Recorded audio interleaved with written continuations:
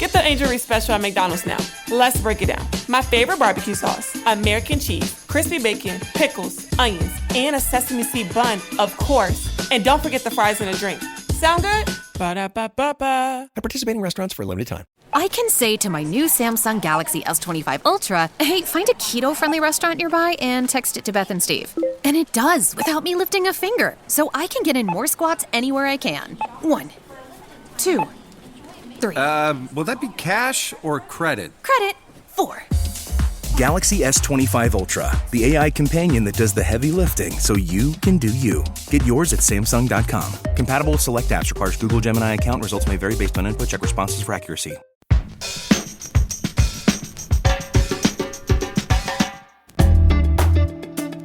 It is Monday, March the 3rd, 2025. Welcome back to Hang Up and Listen, the sports podcast here at Slate.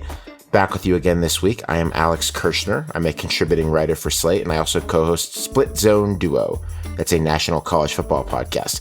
This week, we have much to discuss. We will talk about two major sports leagues, the NFL and Major League Baseball, finally taking concrete steps toward using technology for officiating in ways that they've bandied about for a long time. We will talk about the retirement of one of the great players in basketball history, Diana Taurasi, and the legacy that she leaves. And we will also talk about the enhanced games, a very steroidal, Olympics-like concept that strikes me as just a terrible idea, but is gaining some purchase as a working concept among some fairly powerful people. As usual, joining me this week is Lindsay Gibbs, the publisher of Power Plays, a newsletter that covers the biggest stories of the moment in women's sports. Lindsay, hiya. Hiya. It's March. Did anybody know it's March? This is March. It's March. Feeling mad already. The madness never stops, but March comes and goes and always sneaks up on me. So I'm excited. Got lots of great women's basketball coming. I could not be more pumped and a little scared. And of course, we have with us Ben Lindbergh. Ben covers baseball. Baseball's in spring training right now. Lots of things in the air getting started in the sports world this month. Ben, you are the co-host of the Effectively Wild podcast. You are a senior editor at The Ringer, and you are here with us. Welcome. Thank you. Speaking of enhanced games, I'm still reeling from the seismic sports entertainment news that was John Cena's heel turn this weekend, which I'm sure rocked you two to the core. You know, I'm more of a wrestling guy than I get credit for. I've been to one event in my life. I considered proposing a segment and then realized that Hang Up is a democratic process, and that probably wouldn't pass muster. But, you know, big news. I've always felt that the people who understand wrestling understand our political moment the last, 8 to 12 years better than just about anybody else, actually. So Maybe we'll have to do it sometime. The heels have the high ground right now, so this feels appropriate. Ben, I have no idea what you're talking about, but I would research anything you told me to. And I would be gung-ho and prepared with talking points. Well, tune into Raw. You'll understand everything. Big show coming up. We'll get to it in a moment. Before we do, as always, we want to say thank you to our Slate Plus members for making this show possible. Subscribing literally helps us make the show. It's a key way to support Hang Up and the entire Slate community. It also allows you to get the show ad-free, which is a great perk, and you get bonus segments. And indeed, we have one of those bonus segments live right now for Slate Plus members. It is about a parody social media account becoming certainly one of the most beloved and, dare I say, one of the most trusted outlets in basketball. One of these accounts made a lot of news last week. We'll talk about it. We'll talk about what it means for the NBA's media landscape, which people love to debate. You can hear that episode right now as long as you're a Slate Plus member. Subscribe by going to Apple Podcasts and clicking Try Free at the top of our show page, or visit slate.com/hangupplus and you can get access wherever you listen. For many, many years, NFL fans have marveled critically at the league's practice of spotting the ball based on an on-field official's real-time eyesight. A multi-billion-dollar sports juggernaut, they will say, deciding games based on what really doesn't amount to much more than a hunch, given the fine margins involved. And for even longer, Major League Baseball fans have theorized and argued about whether that league should use an electronic strike zone, one that is pretty much error-proof once we have agreed on its dimensions. This has been, I think, a lot more of a debate in baseball than in football, with some fans making pretty reasonable arguments against taking advantage of the tech. Anyway, times are now changing. MLB is finally using automated balls and strikes this spring training, granting teams 2 challenges per game. if the hitter or pitcher or catcher doesn't like a strike call and gets their challenge right, or doesn't like a ball call and gets their challenge right. We'll also see how that goes, but there's a real chance that this becomes ordinary as soon as 2026. Meanwhile, the NFL said last week that it's going to use Sony Hawkeye technology to rule on close first down decisions starting this season. The chain gang will still be on the field, but not serving as the determining factor in spotting the ball when it's close. Ben, do you like both of these reforms, one of them, or neither? I'm in favor of both. The challenge system is more my specialty in baseball, and I think the challenge system is good. It's a happy medium. It preserves some human element while eliminating the worst of the human element, so it provides a way to correct the most egregious calls while still leaving some room for technique and strategy that should be interesting to analyze. I'm someone who appreciates catcher defense. I don't want catchers just to sit back there and receive the ball any which way, which could probably overturn the running game to some extent and just lead to a complete reinvention of that position in a way that I would lament, because it's always mattered how catchers receive the ball and present the ball.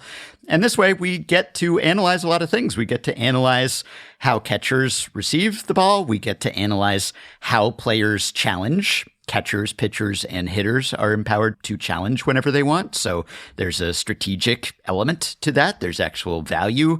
Umpires will still matter to an extent, but you'll get rid of the calls that make people the most mad. And aside from Max Scherzer, who got kind of cranky about it, and he's entitled to, he's Max Scherzer, most players and fans seem fine with it. MLB has been testing this in the minors for years and years, much like they did with the pitch clock before they actually rolled anything out. And I think it's going to go fairly smoothly.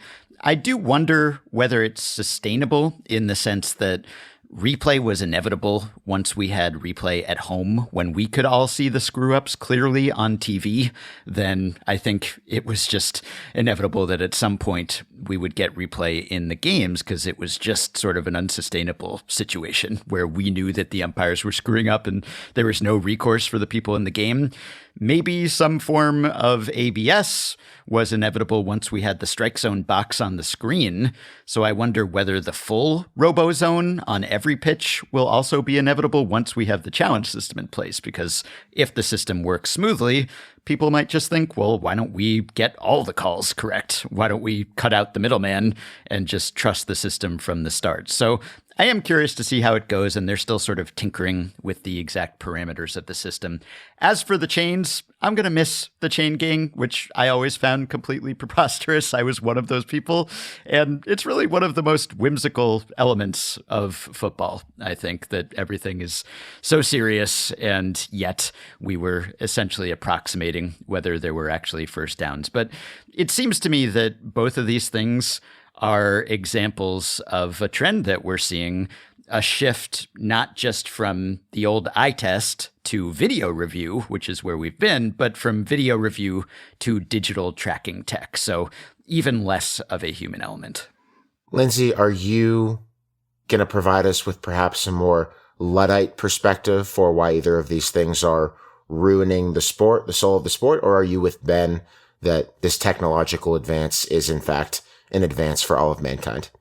Can I be neither and just kind of be wishy-washy about everything, which is the stance I usually take? No, look, I believe that if calls can be more correct, if we can eliminate egregiously bad lines calls or strike zone calls in sports, then we should do that, as long as it doesn't interrupt the flow of the game, and as long as we are not having things like 8-minute long challenges to determine whether something was offsides, which is something that happened in soccer over the weekend with their automated offsides replays. They were supposed to make things quick and ended up making things very, very, very delayed. like Ben said, once you start to see this stuff as a viewer, I obviously come from a tennis background. So Hawkeye, I'm very familiar with. And, you know, when you could see the replay very quickly on the tennis screen and see whether ball was in or out, and then you have two humans arguing whether a ball was in or out with no way to answer clearly, even though we at home can answer this very clearly, that's frustrating. And that's a way that, you know, technology should come in and be allowed to help sports move forward. But it's interesting, you know, tennis has gotten away with lines judges completely in the upper echelons of the game, except for in some rare occurrences. COVID really fast-tracked that movement. But it's weird because I don't like arguing for people to lose their jobs. And there is a human element of the game that you do miss when you don't have any lines judges out there at all in tennis. And maybe when you take some of the power away from the umpire, you know, we like to think of all these calls as black and white, but is that always so? Is making more things robotic the best way forward? It does make me a little uncomfortable. I think that's just the whole AI takeover and wondering where that leaves us. But at the same time, it would be infuriating to have this technology and not use it. I think I feel more comfortable with this in football than I do in baseball. I feel completely comfortable with Football Terminator, where the robots tell me everything about where the ball should be spotted on every single play. And I have no worries about it. And I hope that they find a way for this technology to expand to pretty much every play, even plays that are not extremely close to the first down marker. I don't mind. I don't see a problem with getting things exactly right. I think there's a big difference between fourth and a short one and fourth and a long one, for example. And if the technology can help with that, then great. But I do worry a bit about where it's going in baseball, just because I'm a sucker for the kind of strategy, Ben, that you talked about. I'm a sucker for, you know, catcher framing being a skill that front offices have to account for and that can change the shape of the game. I'm a sucker for when the game is 10-2 in the ninth inning and there's a pitch 3 inches off the strike zone for the home plate umpire to be able to say, that's a strike. We all want to get out of here. Let's keep it moving. And everyone understands that. As long as that's ultimately preserved and, you know, this challenge system is where it settles, then I think that's great.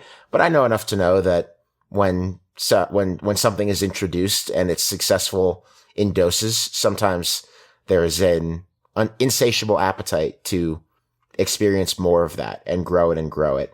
And, you know, I'm not going to say that the game of my youth will be gone if baseball goes further in that direction, but I do worry about it certainly more than I do on the gridiron. Yeah, I'm pretty pro replay. And so on the one hand, it might seem sort of inconsistent to say, well, let's get the calls right, let's do replay, but then be a little less gung-ho about robo-umps. But I think there is an important distinction, and it is that strategy aspect that you're talking about there. So if you're talking about line judges in tennis, if you're talking about fair foul calls in baseball, there's no strategy. It's just right or wrong.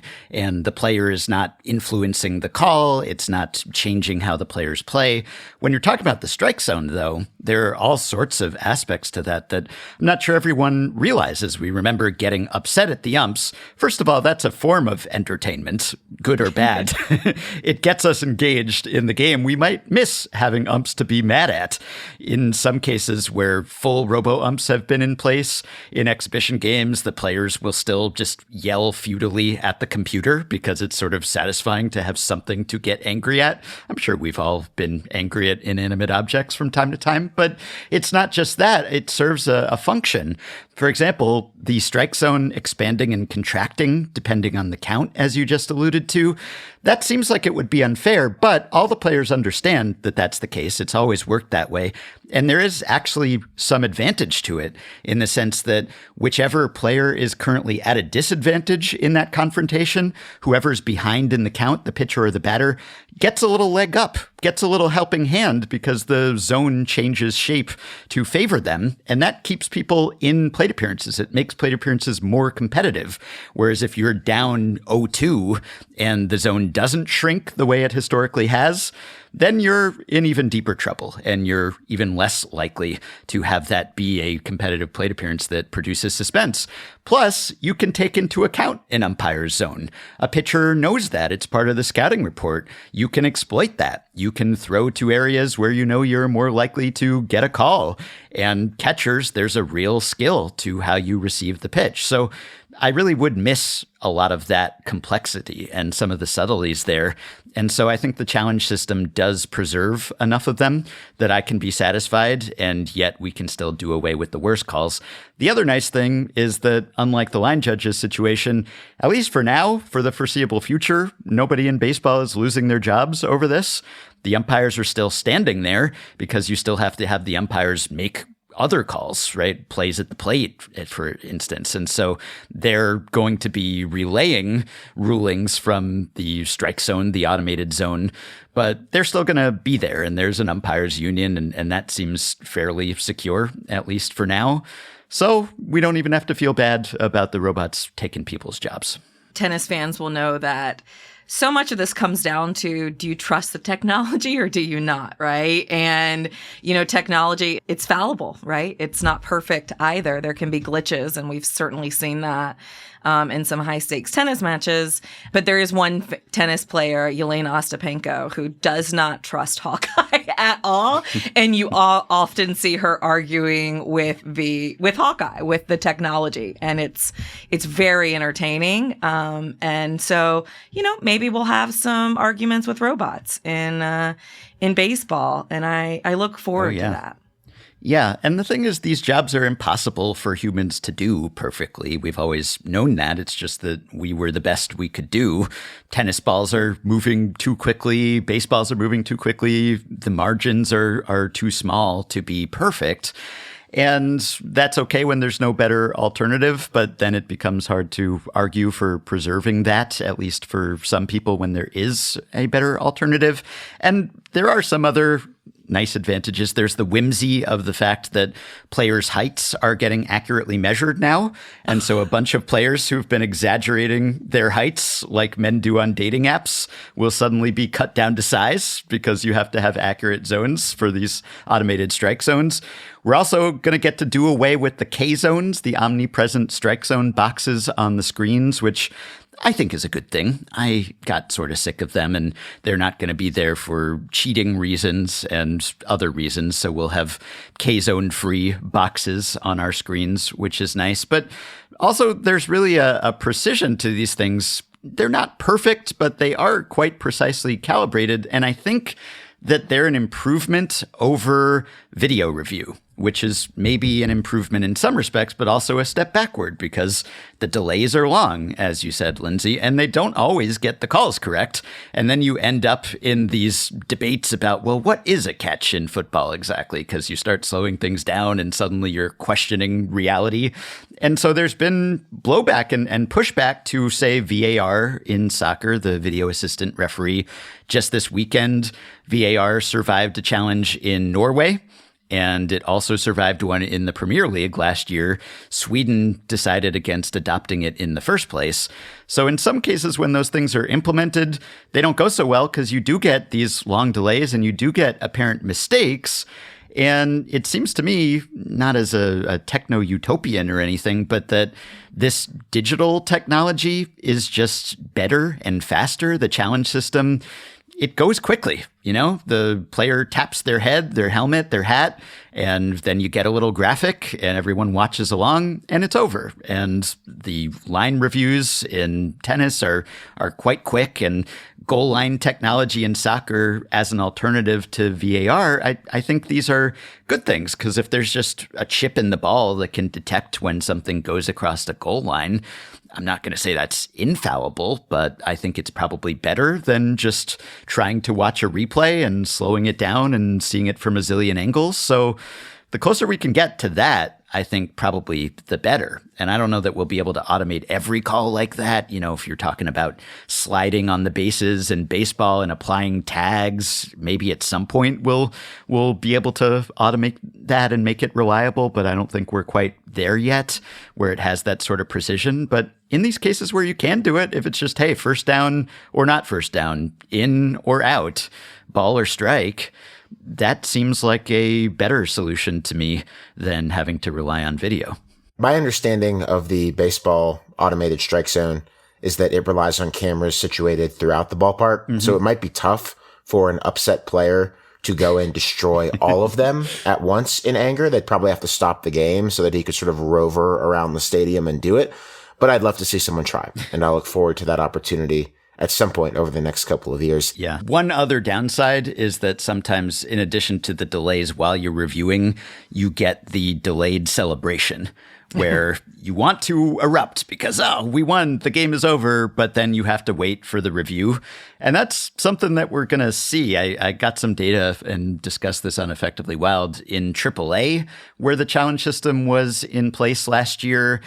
Of the games that ended with a called strikeout that could be challenged, where teams had a challenge remaining, more than a third of them were challenged. And so you might have just, you get that instant euphoria of, we got the call, we got out of the jam. And especially if those games are close, you are going to have to just pause a second because those reviews are going to be pretty automatic. With the replay reviews on other kinds of plays, we haven't really seen teams just do it for the hell of it because often you can tell and they don't want to waste people's time and you have a chance to watch the replay before you initiate the challenge. But when it comes to ball strike calls, I think we're all going to have to get used to that. And we've seen that in soccer too. You know, there's a goal and then you wait and you see if you actually can continue to celebrate. And then maybe you lose a little momentum, a little of that organic joy of just erupting the second you seem to win. And every now and then there will be a call that's reversed. There was one game in AAA last year where the game appeared to be over. And then the team that seemed to have struck out for the final out challenged. The call was overturned.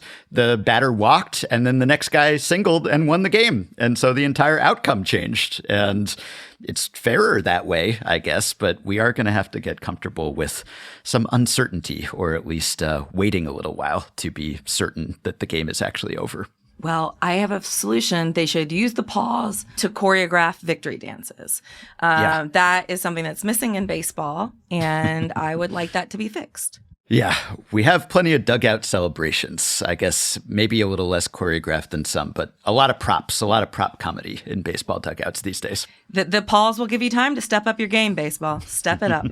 Next up, we will talk about the retirement of one of the greatest basketball players of the century, Diana Taurasi, who leaves behind quite a legacy as she hangs up the basketball shoes.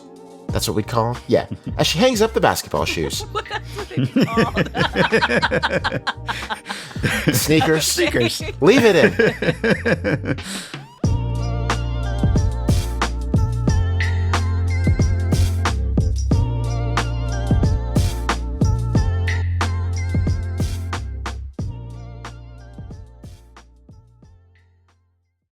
Get the Angel Reese special at McDonald's now. Let's break it down. My favorite barbecue sauce, American cheese, crispy bacon, pickles, onions, and a sesame seed bun, of course. And don't forget the fries and a drink. Sound good? Ba-da-ba-ba-ba. At participating restaurants for a limited time. At Sierra, discover great deals on top brand workout gear, like high-quality bikes, which might lead to another discovery. Getting back on the saddle isn't always comfortable. Good news is Sierra has massage guns. And chafe wipes, too. Discover top brands at unexpectedly low prices. Sierra, let's get moving. Last week, in an interview with Time magazine, Diana Taurasi announced her retirement from basketball. Taurasi is a legendary player at multiple levels. She was a 3-time national champion at UConn and has, I think, a very fair case, though there is a lot of competition here, as the singular pivotal player in Gina Auriemma's long run leading that program. Again, it's a serious competition. I'll understand if you disagree. She got to the WNBA in 2004 and hung around for 20 seasons, taking the rare step of playing every single one of those seasons with one team, the Phoenix Mercury. Taurasi, a guard who played some 1 and played some 2 over her career, won 3 WNBA championships, was the finals MVP twice, made 11 All-Star games, was the league scoring champion 5 times, threw in 6 Olympic gold medals for fun, and my God, at some point, I've got to just stop listing them out. You can go to her Wikipedia or basketball reference page if you want more. Lindsay, it's obvious that Taurasi, now 42, was the very definition of a franchise player. But it strikes me that she's more than a franchise player. She's kind of a league player. What does she mean to the WNBA as she walks away? I mean, she means absolutely everything. I think that Diana Taurasi, what we've been able to see with her is someone really have their full career in the WNBA and a full legendary career. Of course, the league is less than 30 years old, so that doesn't give a lot of time for you to see 15 plus year careers for these legendary players. So many like Cynthia Cooper and even a little bit Cheryl Swoops, although the WNBA was early in her post-college days. But, they didn't get the, first of all, there wasn't the help, the support of, the medical training and financial benefits as well for being in the game for longer. And, for some of them, like Cynthia Cooper was very late in her career when the WNBA started. So it's just been special to be able to see her throughout. And I think she came into the league in a time when the initial excitement was gone and franchises were starting to fold. The recession was here, and a lot of, NBA owners who had also owned WNBA teams decided they were going to drop their WNBA teams. And, people kept saying, well, that's because the WNBA teams were making money. But if you look at the history, it's really their NBA teams were making money. So they wanted to put more resources in their NBA teams at the time because those were struggling. So, she's just been the anchor of the league throughout some of its most difficult years, and I think provided a vehicle to transcend the sport when very few things were transcending the sport. And her competitiveness, her talent, her hysterical, assholery, I don't even know how else to say it, it just resonated with people. It's so authentic. And she really was able to make sure that as so many voices came in to try and save the WNBA, and they tried to save it with things like, focus more on social media and virality. What if we focus more on appearance and femininity? What if we forefront the modeling contracts? What if we forefront the perfect PR images, the girl next door? There was no way Taurasi was going to be any of that. And she allowed the sport to stay anchored in basketball. And I think first that really saved the WNBA. It gave the WNBA a core that was unshakable. Yeah, if you had continued to list those accolades, Alex, we would have used up the entire time in this segment. Yeah. Because just looking at her Wikipedia page, the career highlights and awards section is literally longer than the one on LeBron James's page. And she had a signature shoe with LeBron. You were talking about shoes, sneakers. She had one. It came out last year, and she just bridged so many eras. She was just such a constant throughout the ups and downs of this league, and bridging a time when, as you just said, Lindsay, some of the initial enthusiasm had subsided and there were questions about the future, to this absolute boom time. And she just kind of carried the league until this point that its future was assured and that it could continue on without her, and that it has all of these other faces who can carry it forward and raise it to even greater heights. And it's really just kind of an incredible career that spans almost the entire history of the league. I mean, the vast majority of the WNBA's existence, she has been there. And of course, she was a highly accomplished player even before she reached that point. You go to her Wikipedia page and she has a picture there with the first term of George W. Bush. And that feels like a long time ago. And yet here she was still taking a team to the playoffs months ago. So it's really LeBron-esque kind of incredible longevity. And she didn't engage in the question of where she ranks or who could surpass her. She said, I have a resume. It's not up to me to grade it. That important task falls to the podcasters. And so I guess we could consider it. I mean, maybe it's just already settled. I know that WNBA fans voted her the GOAT of the league several years ago, and she's only burnished her credentials since then. But it's interesting to me just because, as you noted, the league has evolved so much during her time. On the one hand, she scored so many more points than anyone else has. It would take anyone else a long time to catch up to her, but eventually someone will, presumably, because if anything, they're just more games, right? And so the next person who plays for 20 years will have an opportunity to score more points. But then again, as the league continues to get more and more competitive, as the caliber of play increases, it'll be harder for the stars to stand out the way that she did in the early days. And everything's just gotten so much more professional than it was when it started, and it was still trying to find its footing. So, you know, it's like any debate about who's the best, and you're kind of adjusting for era. You almost have to adjust for multiple eras within her career because she lasted for so long. So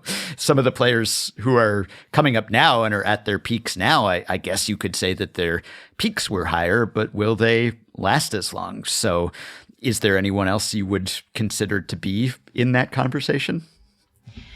Yeah, look, it's tough, but Maya Moore has to be, even though her career was cut so short because of her decision to focus on social activism and prison reform. But she won 4 WNBA championships, and she was in the league from 2011 to 2018, and she won championships 2011, 2013, 2015, and 2017. She accomplished so much in such a short period of time. I do think that Diana Taurasi, due to longevity, is more important, but I think if you're talking about the biggest winner, that would be Maya Moore. I mean, it's tough, though. It's really hard. And of course, Sheryl Swoop's part of the comics dynasty. I don't really excited and geared up for GOAT debates because I think there's so much nuance to it. I do think that the Diana Taurasi has been the best WNBA player. I don't know if she's the best basketball player ever. A funny thing about parsing where she's been the best is that you just mentioned Maya Moore played for the same college program at UConn. And Maya Moore has cases as well as being the best UConn player ever. I think most would probably say that it's Breonna Stewart, who is still in the league and still really good. But I think this is a funny thing about Taurasi, who was playing there, you know, kind of in the early aughts, when Gino had been there for a long time and had been very successful. But she was like, I'd say integral to sort of building UConn into this unsurpassable modern dynasty that it's become. And then coming out of that program, I was young in 2004. We were all younger in 2004. Every one of us, everyone who's alive today. But my memory of Diana Taurasi coming out of UConn was that she was kind of expected to be the sun and the moon and the stars for Phoenix and for the WNBA. And it's so rare for that to actually happen. You know, like it happens sometimes in sports. It happened with LeBron James, certainly. But it usually doesn't, you know, even for number one picks who generate a ton of buzz and hype and go on to great careers, like Bryce Harper in baseball, maybe the most hyped prospect ever. Had an amazing career, might be in the Hall of Fame, but, you know, didn't live up to probably the most ridiculous expectations of him. Taurasi absolutely did. I mean, arguably, more than arguably, exceeded what seemed like unexceedable expectations coming out of a program that just churns out like all-time future Hall of Fame basketball players, and where the expectations partially due to her are so high. So, well done. I mean, hard to pass that test when you're graded on that kind of curve, and she got an A. I was so sad when I heard the announcement, and I was surprised at my sadness a little bit because it wasn't unexpected. You know, last year she was very noncommittal about returning. She's 42 years old. She has played enough basketball, and you know, it makes sense why this would be time. But I think the sadness really came from, we have this huge influx of new fans and new eyeballs. They won't get to experience the breadth that was Diana Taurasi, right? They won't be exposed to the day in, day out. They got a little taste of it last year. But to see prime Taurasi was an otherworldly experience. I mean, you know those players that you're just drawn to, that everything just centers around. She just has aura. I mean, it sounds cheesy, but she really does. And she could just change the geometry and the pace and the heart of a basketball game simply by stepping foot onto the court. She was a bully and she loved being a bully. She embraced the bulliness. And one of the fun things, though, was Unrivaled, of course, the 3x3 league in Miami, was doing a video tribute to her and asking players their favorite Taurasi memory. And it was very clear that a lot of the younger players, she had been a lot softer to. They were like, she's always been great to me. And I remember being a reporter, my early years covering the league, and being in an all-star locker room to interview Taurasi. And I was overwhelmed. And I was not that young. I was in my late 20s, but I had never been in a WNBA all-star locker room. I never stood inches away from Diana Taurasi with a microphone. And I was surrounded, I think, by other green reporters. And I was used to, at that point in my career, not being the first one to answer the question. I would let somebody else answer first, and then I would get in there. That was just kind of the rhythm. And nobody was asking that first question. And she just looked up at us. She goes, "It's okay. Ask." And it was so kind. There was just this warmth to it. And I'll always remember that, the way that she wasn't a bully then in that moment. She enjoyed competing, and that's where her bully tendencies came from. It wasn't a desire to dress people down, to insult people. It was a desire to win. And of course, you don't have to like it. And if you don't like Diana Taurasi, I get it. She's not Miss Congeniality, but there's a lot of warmth and depth to her. And I also think she deserves credit. She set out the 2015 season because her Russian team paid her $1.5 million. That was her salary. And part of that was contingent upon her sitting the 2015 season because she was only getting paid $107,000 in the WNBA at that time. And that was a huge story in 2015. She was the best player in the world at the time. And for her to sit, it brought a new scrutiny to WNBA salaries that I think really helped lead to this moment, which of course it's a decade later and we're not that much farther down the road, but we're at a tipping point. And Taurasi really laid the groundwork for that. Other stars had been offered that deal from Russian teams and had never taken it. And she took it. And I think we're lucky she did.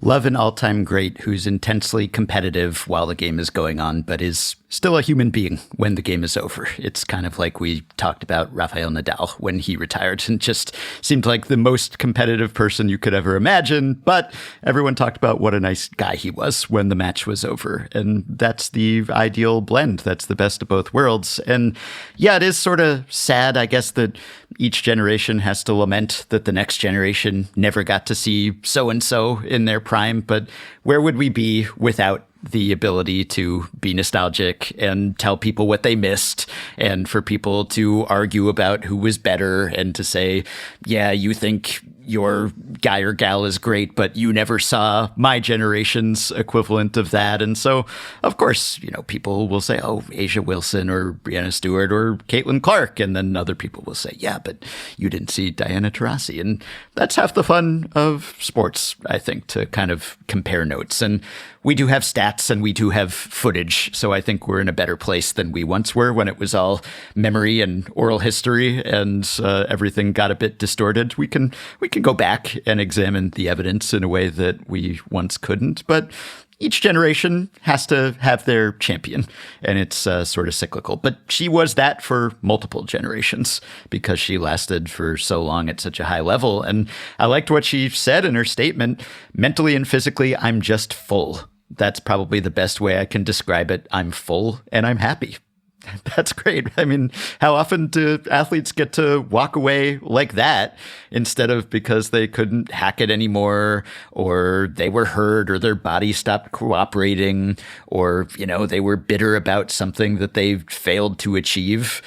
She achieved everything, and she just decided that's enough for me. And then she walked away. That's the best way one could go out. Kudos to you, Diana Taurasi. What a career. Hope you are sitting on a beach or on a boat or wherever brings you joy as you head into retirement. Next, we will talk about steroids in sports, but this time, explicitly encouraged.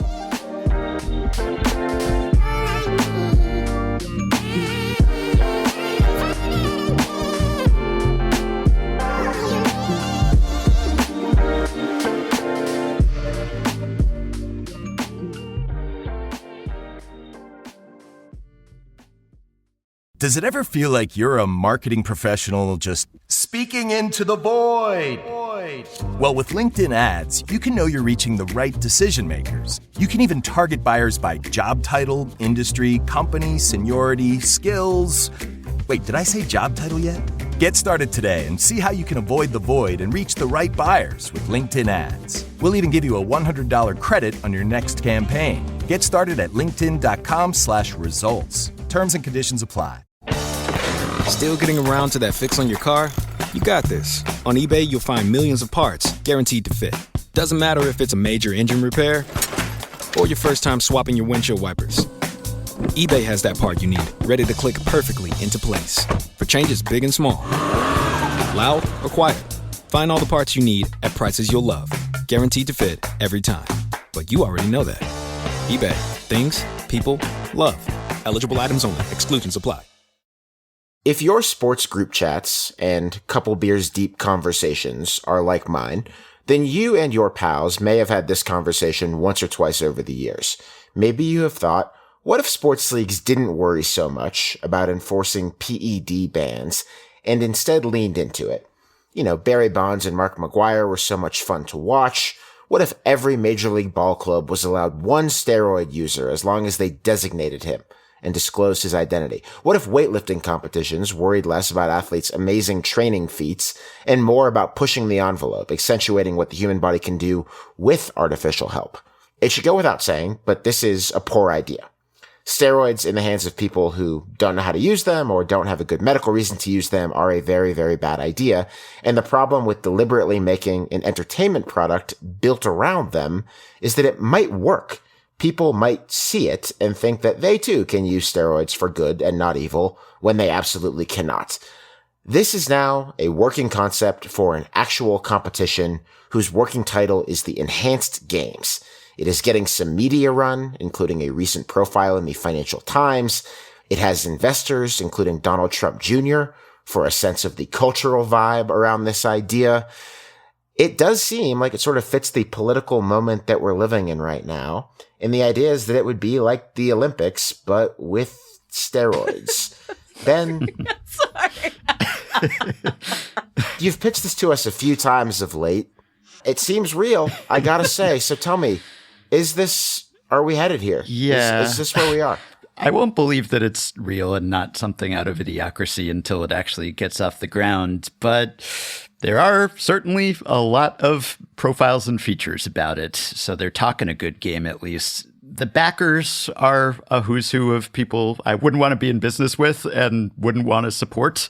Peter Thiel, Donald Trump Jr., various associates of theirs. There's a statement on their website that says, "This is about excellence, innovation, and American dominance on the world stage, something the MAGA movement is all about," attributed to Donald Trump Jr. So they are not hiding this. This is very much front and center. I guess if we're not going to have a muscular foreign policy, we will have the most muscular athletes in the world.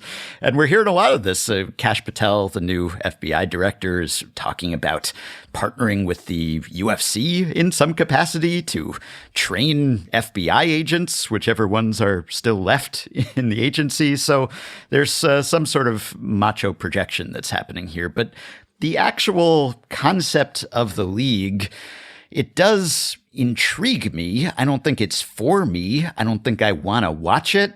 But thinking about it, I don't know that I have a hard moral objection to something like this existing, given everything else that is happening in the world, in the sports landscape. Our culture is so saturated in PEDs as it is. Actors, wrestlers, fitness influencers, CrossFit competitors, cabinet secretaries, everyone's on something. So that's not to suggest that, hey, the more the merrier, and this is a great example to set for kids. But to some extent, perhaps that ship has sailed. And beyond that, athletes already risk their lives to play football, to box, to be bodybuilders. And sometimes we feel squeamish about that when we watch those things, and sometimes we watch them anyway. And as long as everyone knows what they're getting into here and accepts the conditions, you know, it's not as if sports with testing are completely clean. And one of the worst things about PED use in leagues where it's not allowed is that A, it's cheating, and so the playing field is not level, and B, people who don't want to take these things feel pressured to keep up. So if this is a situation where everyone's going into it in a clear-eyed way and says, yeah, we're going to jeopardize our health long term in order to make some money and have better times and throw things farther, then I guess I can't completely object to that, even if I would still feel kind of uncomfortable watching it. I'm sorry, I have not been able to contain my laughter. This is just absolutely absurd. And I don't know whether to thank Ben or to shun him forever for introducing me to this. There was a really extravagant, I think is the word I would use, New York Times profile on the kind of founder of this, Aaron D'Souza, who is exactly who you think he is, a longtime venture capitalist, previously known for playing a critical role alongside Peter Thiel in Hulk Hogan's lawsuit against Gawker. So, of course, that is who's behind that. He's only 39 years old, so much life experience. And he is everything that we villainize, rightfully so, in these brash venture capitalist characters that have torn apart the fabric of society. And the statements he gave to the Times in the fall were they're in the early stages of planning, but he, quote, has no doubt that the enhanced games will be one of the most watched sporting events in history and would, quote, capture the global imagination. However, they're working on three major pillars of planning, which are determining health protocols and working with pertinent government regulators, finding appropriate venues, and recruiting athletes to participate, which sounds like they have nothing. They have absolutely nothing figured out. They have a few athletes that they have bribed and told them that if they can use PEDs to break world records, although not use PEDs that would break laws, because that's something they have to, of course, worry about a little bit, you know, that they'll give them $1 million reward.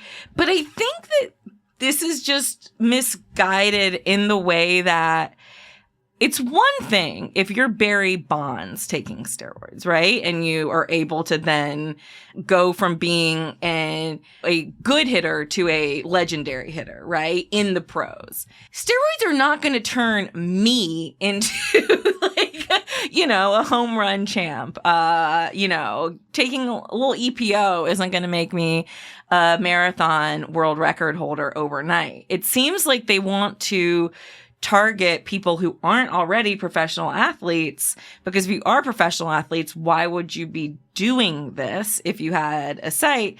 And it just seems really, really weird, really misguided. And just, these are people that have never been told no a day in their whole lives and just want to own the libs. Yeah, Ben, I think you make a good point that the morality ship here has definitely sailed, but I'm kind of with Lindsay that if I look at this event, or what it's envisioned as, what I'm imagining is kind of a different kind of macabre spectacle where, I turn it on and I see someone who just looks like nobody should look. And I just know that 5 years from now, I'm going to read about how they died of a heart attack. And I just know it. I mean, whether I'm right or wrong, that's just how I'm going to feel while I'm watching it. And it just feels a level of gross to me that, you know, even watching people throw their heads into each other in football really has never felt. So I'll never be able to get down with it, but I can see the purpose that it serves for the type of people who seem to want there to be space in our culture for this kind of thing. Yeah, it sounds like, and who knows what the reality, if this ever actually is a reality, what it will be and what the rules will consist of. But they are saying, at least, that it's not as if it would be anything goes, just juice to the gills, that there would be some limits. As Lindsay said, you'd have to abide by the laws of the country you're in. So, but then why do it? Exactly. That's the thing, right? So anyone who wants to compete in this and wants to take anabolic steroids can't live in the U.S. or can't do it in the U.S. without, you know, getting a doctor's slip or something or doing something very shady. And so that's just another impediment to this happening. But that means that, look, there are certain things that you could take under a doctor's supervision that you're most likely not going to keel over immediately, right? Like long term, there could be some harm here, but, you know, in moderation, it could be manageable for some time. But then, yeah, the actual enhanced nature of the games might not really be all that perceptible. And I think you were onto something there, Lindsay, because I question just how good the competitors in this are going to be. No matter what they are taking, I'm not sure it would work because I don't think you would get the top talent. And in most athletic competitions that I would want to watch anyway, I would take the top natural talent over the far less talent that is not natty, you know, that could take whatever it wants to take. Like if you're not getting the best athletes in the world, then the enhanced inferior athletes are not going to be in the same neighborhood. So I don't know that you would actually get that many records being broken or some sort of supernatural performance that we're unaccustomed to seeing. Now they're offering 6 or 7 figure salaries. That could be enticing in some sports, I suppose. They're talking about track and field and swimming. But even then, you know, the elites in those areas, are they not going to get more in endorsements? Are they not going to want to stay in the more respectable realm of drug-tested sports? Because what would be the prestige of holding the unnatural record, right? I mean, everyone knows that you doped, that you juiced. And so, okay, maybe you did something faster or you were stronger than someone who didn't, but everyone knows that you had a helping hand there. So I'm not really sure that this would attract the top talent. And thus, I'm not sure that it would be that compelling to watch. It's dumb. It's just dumb. I'm sorry. Like do not subscribe to the pearl clutching over, you know, a lot of the drug and supplement and PED rules in sports. I do think WADA is corrupt, and I think there's a lot of issues there. But this is not the way to go about fixing things. These are venture capitalists who believe in biohacking their own bodies because they have way too much money that they don't know what to do with. Biohacking is the only thing that's ever made them feel like they're in control of anything.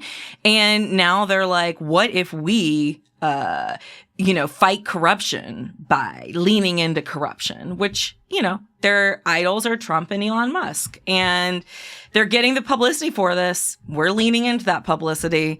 But it's all really, really dumb and also a perfect encapsulation of where we are as a society. I do wonder whether we're going to get to the point where there will be thorny questions about what constitutes enhancement. Maybe we're already there because we could talk about things like LASIK surgery. Is that enhancement? Well, it's a medical procedure. You're getting unnaturally enhanced eyesight. I have it. I love it.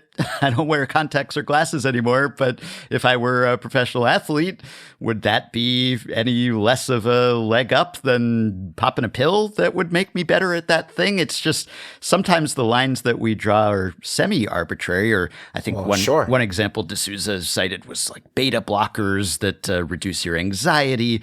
And look, there's a difference. What about a painkiller? Sure, a painkiller. Yeah. And, you know, people talk about, well, there's a bright line when we're talking about things that enhance you as opposed to just help you recover. Or, people talk about greenies and amphetamine use in baseball's past versus steroids. Maybe in theory, one produces a more pronounced effect, though, again, in sports that require finesse and coordination and not just pure strength, it's hard to actually prove or isolate that effect. If you're talking about just weightlifting or running or swimming, okay, doping, cycling, these are things where you can maybe quantify the advantage, but you're probably going to get more of an advantage from some streamlined equipment than you would get from these substances. But look, we're eventually heading into some world that will be partly utopian, partly dystopian, where we're talking about gene therapies and we're talking about, who knows, maybe some sort of preventative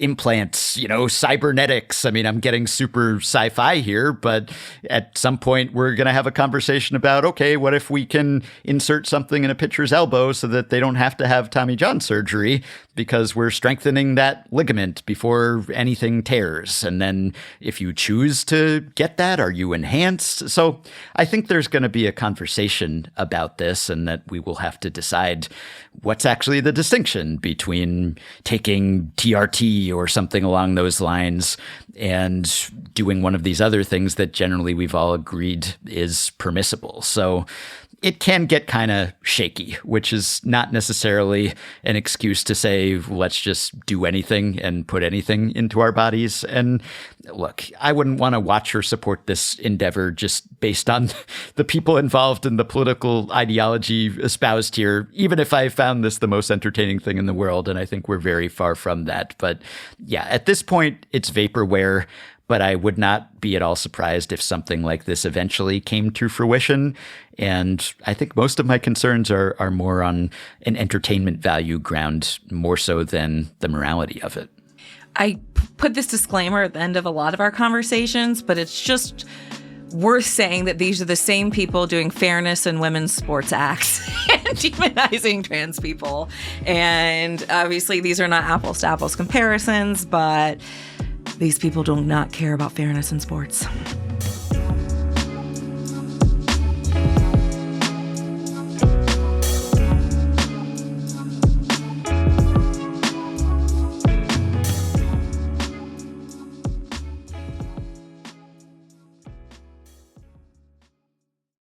When you check out at the pharmacy, you see the journey from idea to medicine, thanks to our intellectual property system, or IP for short. IP safeguards inventions, like a new way to prevent seizures or lower cholesterol. And IP supports competition from other brands, then lower cost generics, which are 90% of prescriptions filled in the US. Innovation, competition, lower costs, thanks to IP. Learn more at phrma.org/IP works wonders. It is time for Afterballs, which means we need an Afterball name. I'm sure you two have heard about this, but just so none of our listeners misses out on an exciting opportunity, Adrian Wojnarowski, aka Woj, is doing some spring cleaning. He's auctioning off some junk from his old job as the NBA's foremost newsbreaker to benefit the St. Bonaventure men's basketball program, of which he is now the GM. Don't know if we can call that a good cause exactly. There are undoubtedly way worse causes out there. Would you want Woj's old credentials and ID badge, which won't get you into anything, but could be great conversation starters? Conversations that start with you bragging about buying Woj's 2023 All-Star credential and end with your friends asking why? How about no fewer than 4 game-used phones? The iPhones 11 through 14 that Woj went through from 2018 to 2024.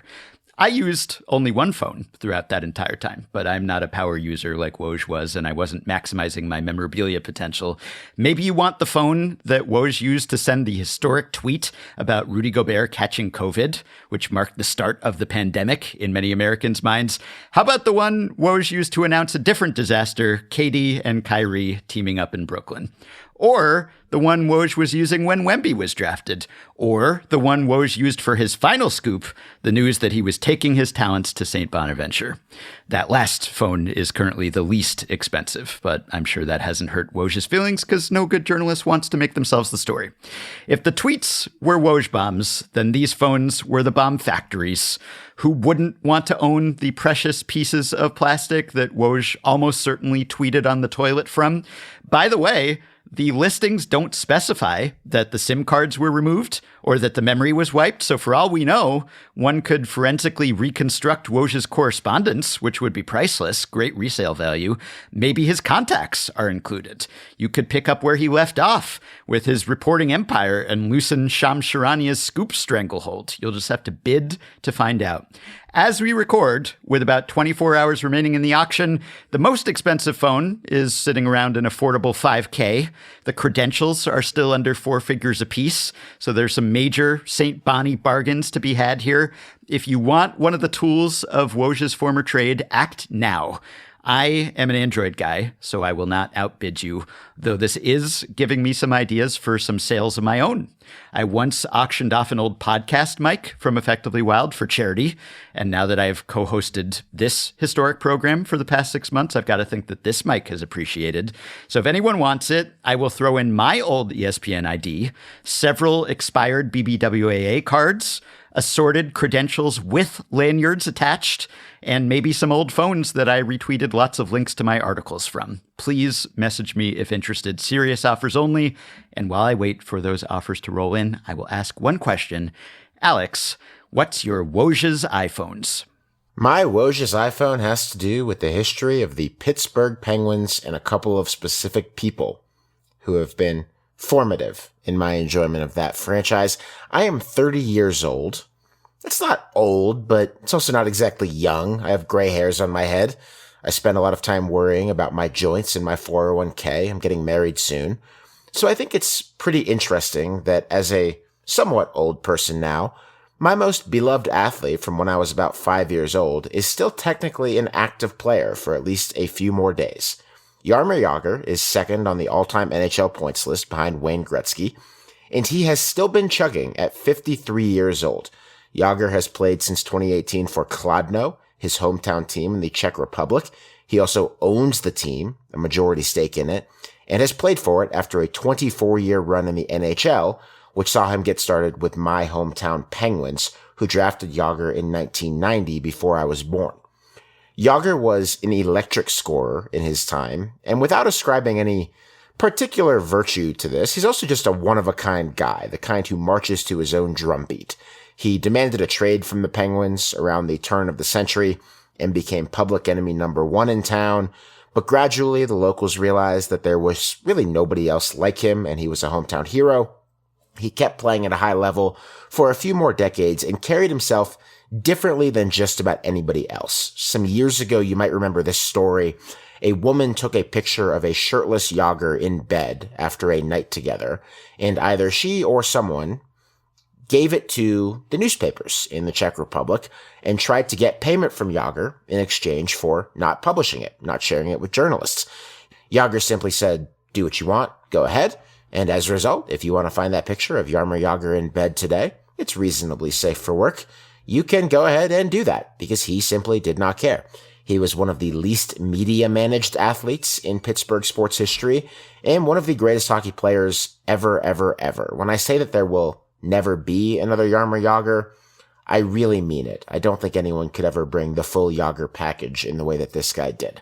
Jagr's Czech team plays its last game of the season on Tuesday this week, and according to translations, thank you, Ben, Jagr has told local media that he won't be playing in that game.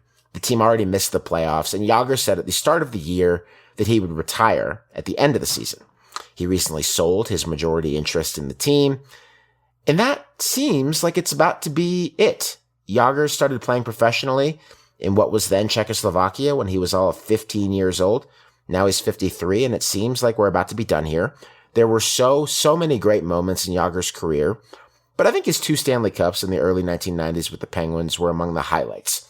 Jagr teamed up those years with Mario Lemieux, I think widely agreed to be the second best hockey player ever. Some would say the third. on an incomprehensibly blessed Penguins team. This was one of the biggest moments for that team in the 1991 Stanley Cup Final against Chicago. They'll drop the puck. It's free. Out right side, Murphy shooting. Save made rebound on Lemieux. Hey! Shoots and scores! Mario Lemieux and the Penguins lead 5-4, and you'd have to be here to believe it. I thought about looking for a Jagr goal call, but I think Mike Lange's best calls in his many decades as the voice of the Penguins tended to revolve around Mario Lemieux. And I've thought a lot about these days lately, even though they predated me, as did that goal. The man calling that goal, Lange, died last month at 76. He was the voice of the Penguins on either TV or radio for most of the years, just about all of the time between 1976 and 2021. During that span, he developed close, almost familial-sounding relationships with Jagr, with Lemieux, with Sidney Crosby, with just about everybody else who has ever meant anything to the hockey franchise in Pittsburgh. That the Penguins have had Crosby for 20 years, and he's been even better than Jagr, and we've gotten Mike Lange goal calls for Crosby, is kind of a testament to how lucky the Penguins and their fans have been for a very long time. Lange is a Hockey Hall of Famer, and he had a lot of great goal calls. You have to be here to believe it, as you just heard. He beat him like a rented mule. Call Arnold slick from Turtle Creek. Elvis has just left the building. Slap me silly Sydney. Make me a milkshake Malkin. But my favorite was the one he used to start his broadcast when he would simply say, "It's a hockey night in Pittsburgh." As critical as Jagr was to my enjoyment of sports growing up, this play-by-play man, Mike Lange, was an equally irreplaceable part of the tapestry of putting on a Penguins game. Lange is gone now, and Jagr appears likely to stop playing hockey officially in a matter of moments, and there will be many more hockey nights in Pittsburgh, but I'm not sure that there will ever be another young hockey fan that gets to watch a player quite like Jaromir Jagr in his formative years, or gets to have a commentator like Mike Lange soundtracking all of it. I have no great lesson about the nature of sport that's brought on by my childhood, watching Jagr, listening to Lange, but I do have a reflection, which is goddamn that was fun. Hockey fans in Pittsburgh have been so fortunate, and I really can't even be that mad about the team now being totally in the tank and establishing itself more and more every week as one of the worst teams in the NHL. We've been lucky. It's been a blast. If we ever get anything like this again, I don't think we will deserve it. Jagr was the greatest, or the second greatest, or the third greatest, but who's splitting hairs here? He had a lot of hairs. His career was barely longer than his mullet. Congrats on your pending nuptials. I am 38, married with a kid, also slowly going gray, though my joints are okay. And Jagr has been playing organized hockey for longer than I've been alive. It has been 40 years since he debuted at age 12 for an under-18 team in his area, the same area where he's been playing lately. So that gives you some sense of what a prodigy he was. Lately, he has been posting videos of himself skating with and passing pucks to his 78-year-old mother.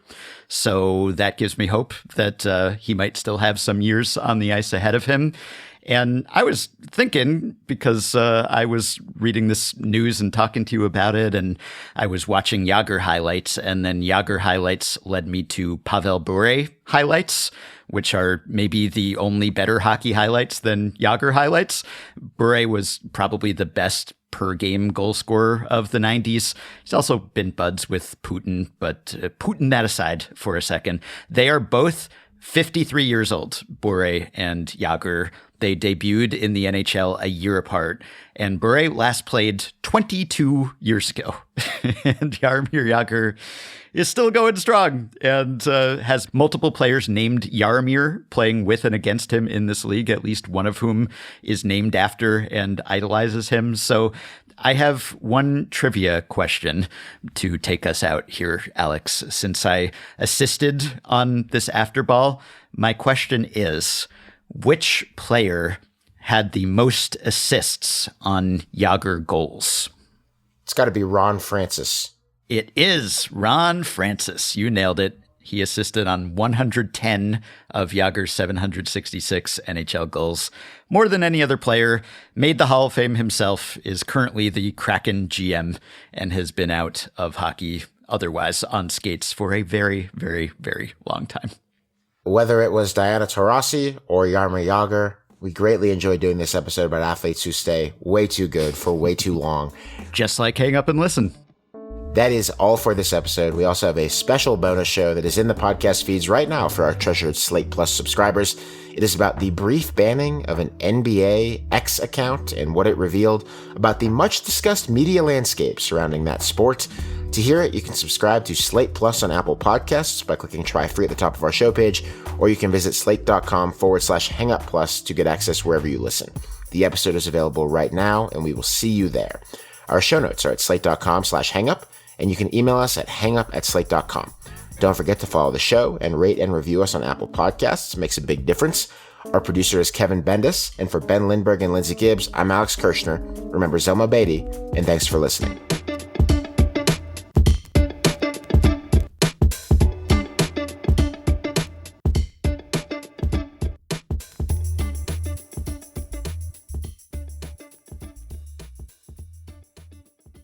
Get the injury special at McDonald's now. Let's break it down. My favorite barbecue sauce, American cheese, crispy bacon, pickles, onions, and a sesame seed bun, of course. And don't forget the fries and a drink. Sound good? Ba-da-ba-ba-ba. At participating restaurants for a limited time. What is Dax, are you? Tracking all our cars on Carvana Value Tracker on all our devices? Yes, Kristen, yes, I am. Well, I've been looking for my phone for... In Dax's domain, we see all. So we always know what our cars are worth. All of them? All of them. Value surge, trucks up 3.9%. That's a great offer. I know. Sell? Sell. Track your car's value with Carvana Value Tracker today.